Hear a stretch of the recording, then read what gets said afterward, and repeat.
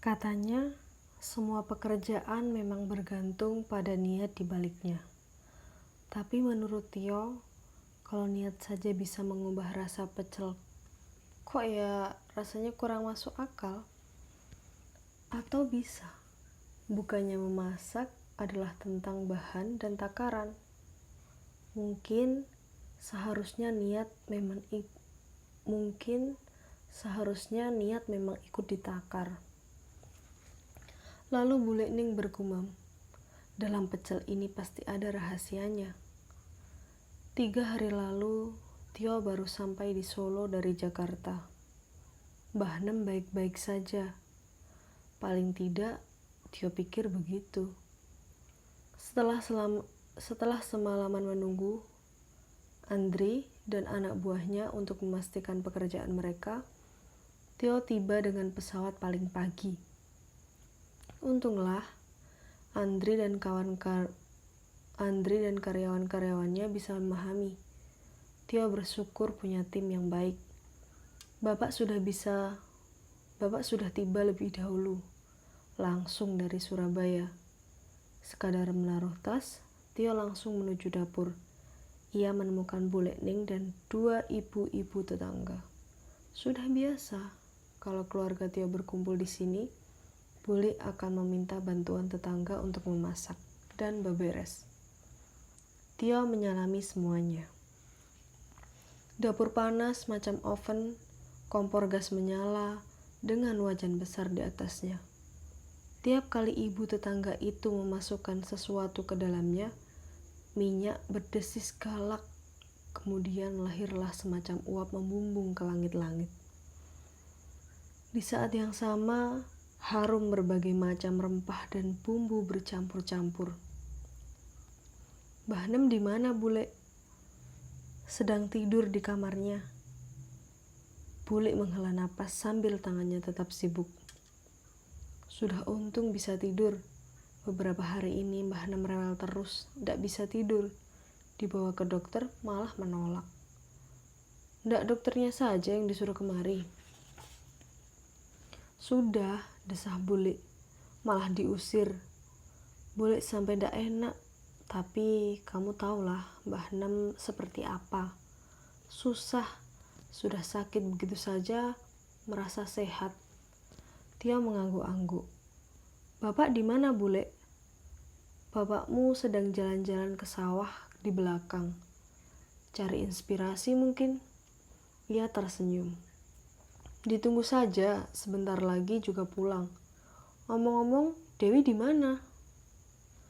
Masih beberes tas di kamar sambil menemani Ezra dan Kay tidur, gara-gara disuruh bangun kepagian. Kamu sudah makan ya? Bule menunjuk. Ini Bule sedang buat pecel. Iya Bule, jawab Tio sambil mendekat dan berdiri samping meja dapur. Matanya langsung tertumbuk pada deretan kaleng bekas biskuit dan wafer isinya bumbu pecel. Banyak, terlalu banyak, semuanya penuh. Buat apa bikin segini banyak, Bule? Ini ndak banyak. Hah? Ndak banyak gimana? Ini rasanya beda-beda karena takarannya juga beda-beda, lanjutnya. Meski tak mengerti, Tio mengangguk-angguk saja. Bule saya bantu Dewi dulu beres-beres, lalu jenguk Mbah Nem, baru kemari lagi. Bule tersenyum. Tangannya masih mengolek bumbu kacang di sebuah cobek besar. Tak jauh ada kaleng berisi kacang tanah goreng yang menumpuk kecoklatan. Di sisinya tergeletak tampah bambu yang dialasi kertas koran untuk meniriskan kacang merah, untuk meniriskan kacang tanah yang baru selesai digoreng. Juga toples berisi wijen yang akan dicampurkan ke dalam bumbu kacang. 3 hari lalu itu, Tio masih berpikir, mungkin Bule berniat bikin pesta pecel. Tio menggeleng. Niat manusia memang susah ditebak. Lebih sulit lagi menebak masa depan. Toh tanpa perlu ditebak, masa depan datang juga akhirnya. 2 hari sebelum meninggal, kondisi Mbah Nem jatuh hingga hilang kesadaran. Segera ia dibawa ke rumah sakit. Tapi cuma semalam di sana. Mbah Hanem sudah tidak kerasan. Siapa juga yang kerasan di rumah sakit? Ia bilang sambil menunjuk Bule. Kamu juga ndak mau kan kalau Mbah Nem masih saja berseloroh? Kamu ndak mau juga kan? Mbah Nem masih saja berseloroh. Kondisinya memang sudah stabil dan itu jadi modal buatnya untuk memaksa pulang. Aku ndak mau mati di sini, ucapnya. Dokter cuma geleng-geleng lalu mengangguk-angguk. Itu yang dilihat Tio ketika melihat bapak dan Bule berbicara dengannya. Mereka berdiri agak jauh dari mereka. Mereka berdiri agak jauh dari muka kamar tempat Mbah Nem dirawat. Gelengan itu mungkin tidak ada harapan. Sementara anggukan adalah memang lebih baik pulang. Tak lama, sebuah ambulan membawa Mbah Nem pulang bersama iringan 2 perawat. Sampai rumah, Mbah Nem protes lagi. Bunyinya begini.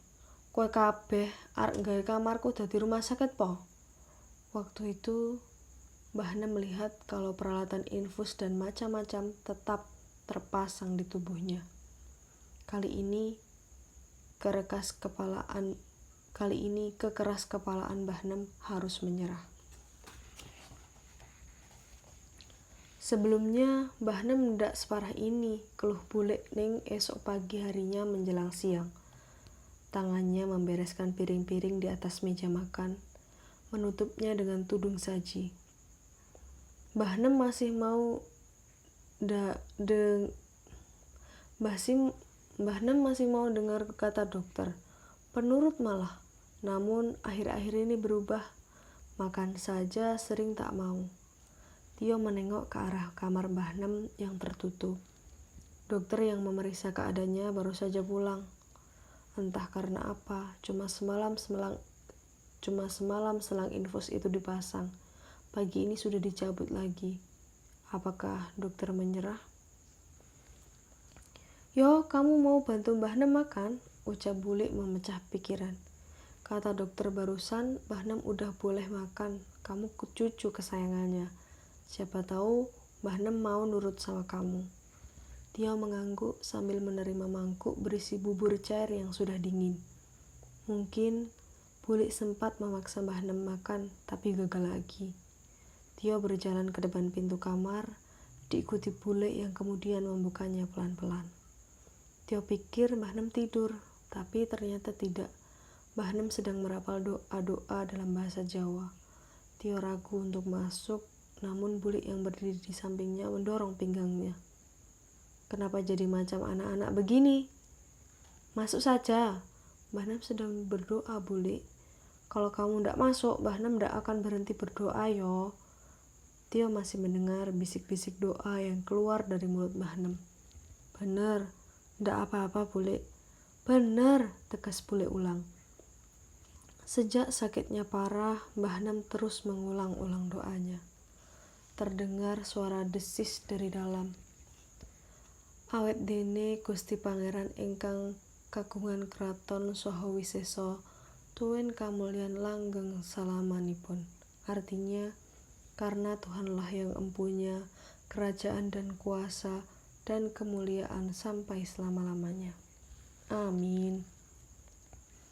Begitu terdengar amin, terasa tangan Bule mendorong pinggangnya lagi. Dan pintu terbuka.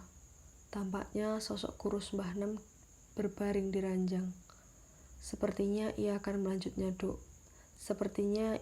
melanjutkan doa, namun kehadiran Tio membuat Mbah Nem membuka matanya.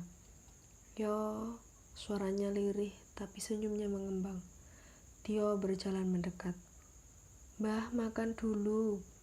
Pasti Neng yang menyuruh kamu ya. Tio hendak menggeleng, namun kalau menggeleng Mbah Nem akan tahu bahwa ia berdusta. Jadi Tio mengangguk saja. Kata Bule, Mbah Nem sudah boleh makan supaya cepat sehat. Mbah Nem sepertinya malah tersenyum seperti mengejek. Kalau udah waktunya ya pasti datang waktunya yo. Ya Mbah, tapi Mbah makan dulu saja. Tio merasa tidak boleh terpancing oleh ucapan Mbah Nem. Tio meletakkan nampan di meja samping ranjang lalu menegakkan tubuh Mbah Nem sedikit dengan meletakkan bantal tambahan di belakang kepalanya. Mencoba membuat Mbah Nem nyaman, Mbah Nem menurut saja. Tak sesulit itu, pikir Tio. 1 sendok bubur berpindah dari mangkuk ke mulut Mbah Nem. Sepanjang itu, tiada percakapan yang membangun, karena sambil menelan bubur pelan-pelan seperti tenggorokannya mampet